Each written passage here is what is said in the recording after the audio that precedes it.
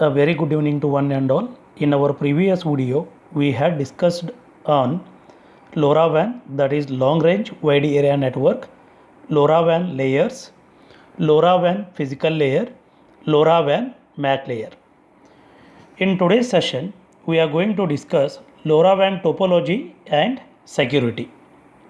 It uses star topology.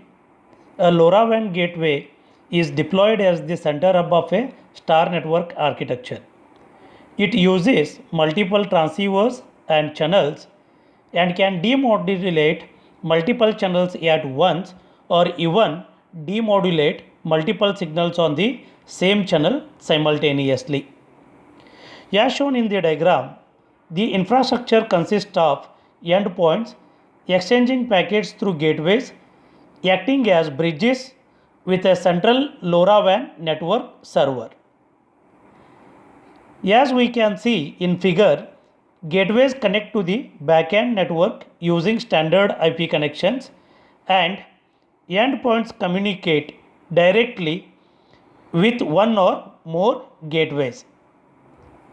LoRaWAN gateways acts as a bridges that relay between endpoints and the network servers. Multiple gateways can receive and transport the same packets. When duplicate packets are received, deduplication is a function of the network server. Yes, here we are saying that we are not restricting transmission or receiving of packets to the particular gateway. Sometimes even more than one gateway can transmit or receive same packets, but at the deduplication property or function of the network server will take care of duplication packets. The LoRaWAN network server manages the data rate and radio frequency of each endpoint through the adaptive data rate algorithm. LoRaWAN endpoints transport their selected application data over the LoRaWAN MAC layer on top of one of the supported physical layer frequency bands. As if you see in figure, it is shown that LoRaWAN endpoints transport their selected application data, that is initially over the LoRaWAN MAC layer on top of one of the supported physical layer frequency bands. The application data is contained in upper protocol layers. Again in figure we can see that these upper layers could just be raw data on top of the LoRaWAN MAC layer, or the data could be stacked in multiple protocols. For example, upper layer protocols such as Zigbee control layer, constrained application protocol, message queuing, telemetry transport, or with or without IPv6 or 6LoWPAN layer.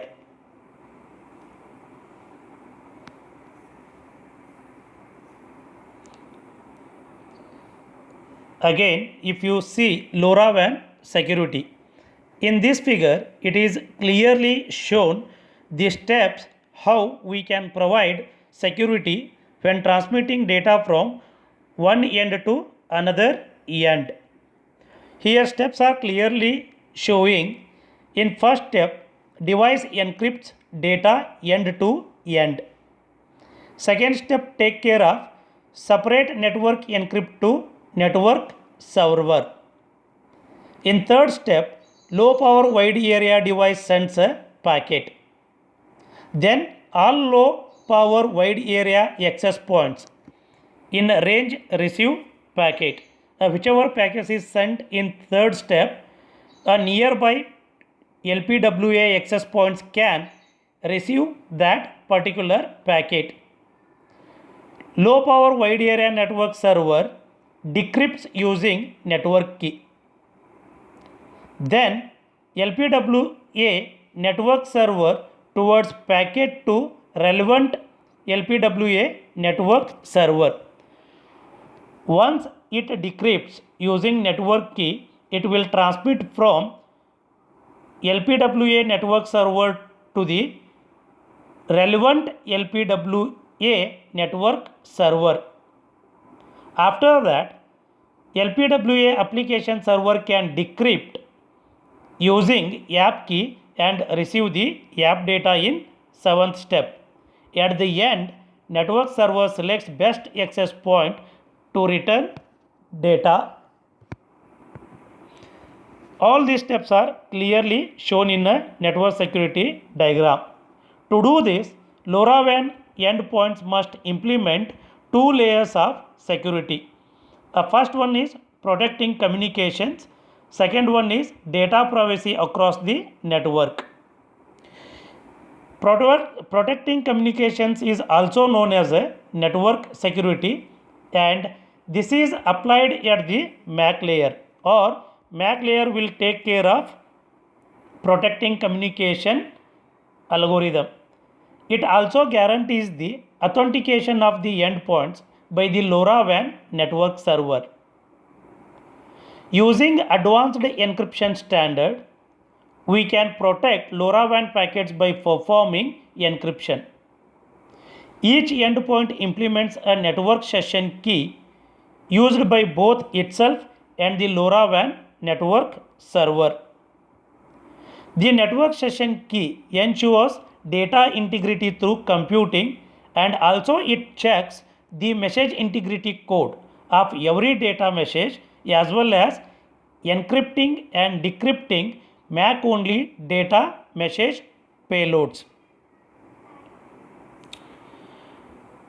Data privacy, it uses an application session key which performs encryption and decryption functions between the endpoint and its application server.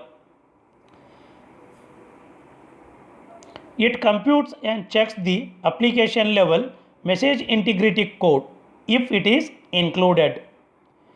This also ensures that the LoRaWAN service provider does not have access to the application payload if it is not allowed that access, because it is also very important. If our intention is not to provide application payload to the service provider, that can be ensured using data privacy algorithm, and this can be ensured with the help of LoRaWAN service provider that this payload is not accessible by him. Again, to achieve this, endpoints receive their AES, that is Advanced Encryption Standard 128 application key from the application owner. This key is most likely derived from an application specific root key exclusively known to and under the control of the application provider.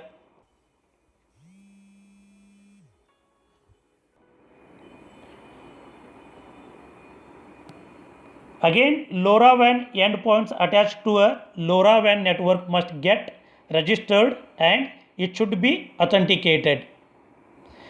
These registration and authentication can be achieved through one of the two joining mechanisms. In that, first one is activation by personalization, that is ABP.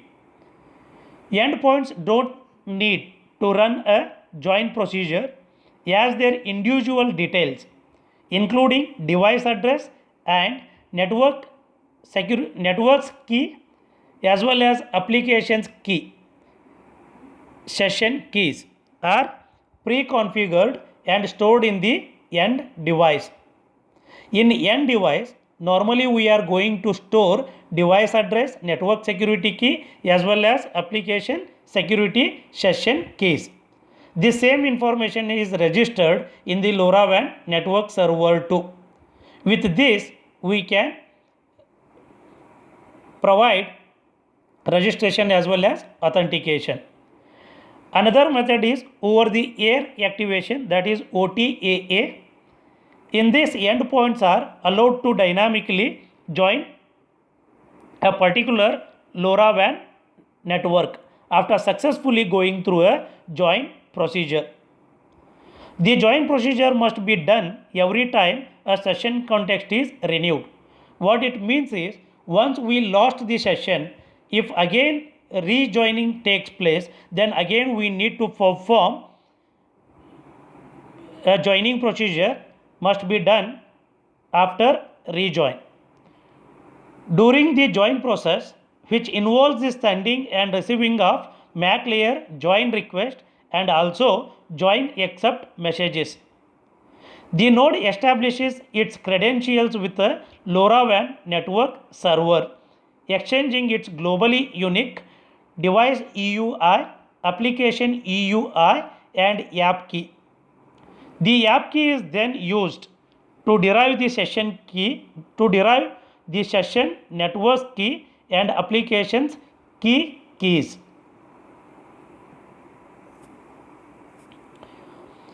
LoRaWAN competitive technologies. Probably one of the crucial considerations when planning a private wireless network is the use of licensed or unlicensed channels. Low power wide area solutions and technologies are split between unlicensed and licensed bands. The licensed band technologies are dedicated to mobile service providers such as in India, BSNL, Airtel, Idea, etc.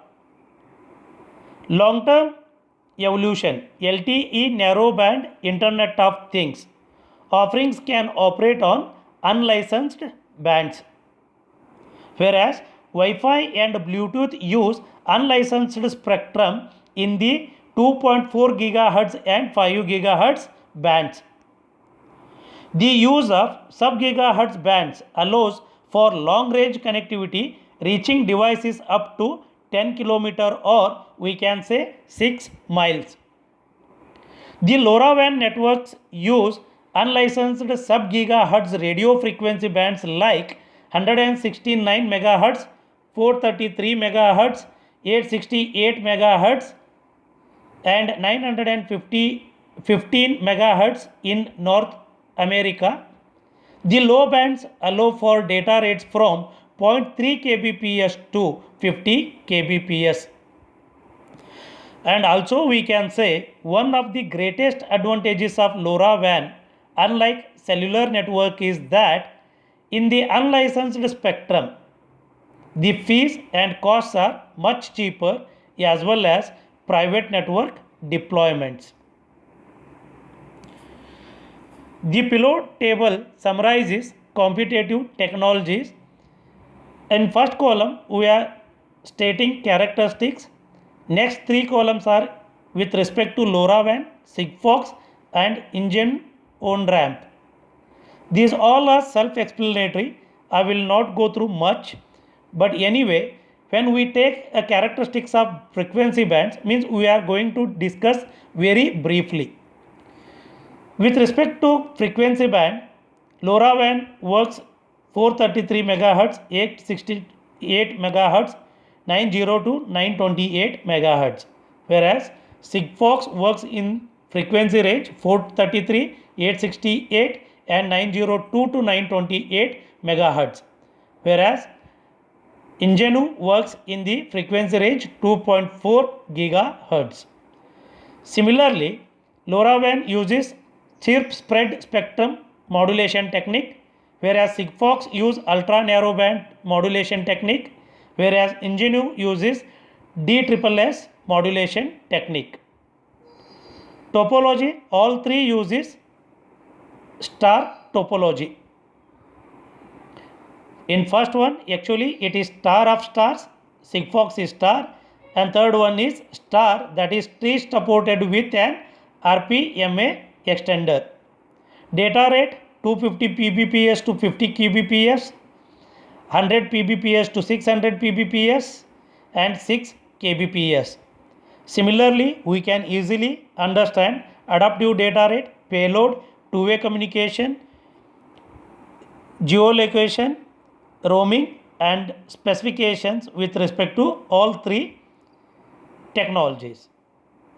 I hope you can go through this table and you can understand characteristics of each technologies associated with LoRaWAN, Sigfox and Ingenu. Thank you, one and all.